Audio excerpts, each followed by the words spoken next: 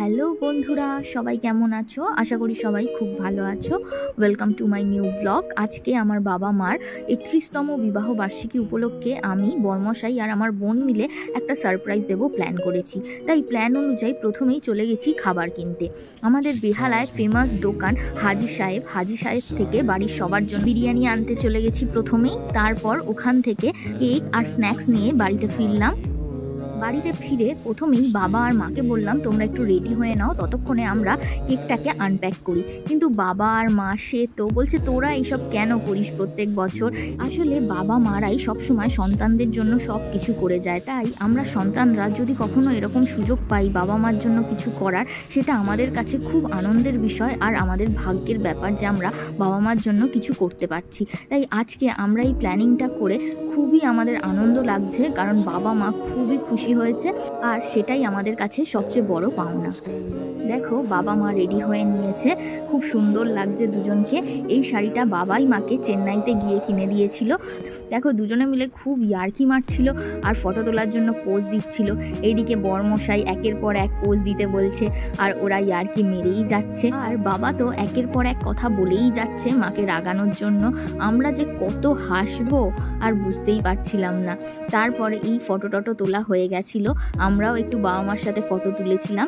তারপর সবাই মিলে বাবা মাকে বললাম, তোমরা এবার কেকটা কাটো। দেখো, বাবা মা এবার কেকটা কাটছে। আমরা ছোট, আমরা তো আর বাবা মাকে আশীর্বাদ করতে পারি না, কিন্তু আজকের এই আনন্দের দিনে ভগবানের কাছে এটাই প্রার্থনা করি যে ভগবান যেন আমার বাবা মাকে খুব সুখে রাখে, শান্তিতে রাখে এবং সুস্থ রাখে। এবং অনেক অনেক শুভকামনা রইল বাবা মার জন্য। দেখো, এবার মা বাবাকে কেক খাইয়ে দিচ্ছে। এবার বাবা মাকে কেক খাইয়ে দেবে। দুজনকে কেক খাওয়ানোর পর আমরা এক এক করে গেলাম, গিয়ে ওদেরকে কেক খাওয়ালাম। প্রথমে বোন গেল কেক খাওয়াতে, তার সাথে সাথে ফটোও তোলা চলছিল। বোনের খাওয়ানো হয়ে যাওয়ার পরে আমি গেলাম কেকটা খাওয়াতে। আমি বাবা মা দুজনকেই কেকটা খাওয়ালাম। তারপর আমি চলে আসছিলাম, বাবা তখন বলছে যে দে কেকটা দে, বলে বাবা আমাকে খাইয়ে দিল। তারপর বোনকেও খাইয়ে দিল। বলে, বাবা লি, আমার পুচকু বনুকে দেখো সবাই, ইনি হচ্ছেন আমাদের বিউটি কুইন। তারপর বরমশাই বাবা মাকে কেক খাওয়ালো, বাবা মাও বরমশাইকে কেক খাওয়ালো, মা আমাদের দুজনকে কেক খাওয়ালো। এইভাবেই কেক কাটিং পর্বটা চলছিল।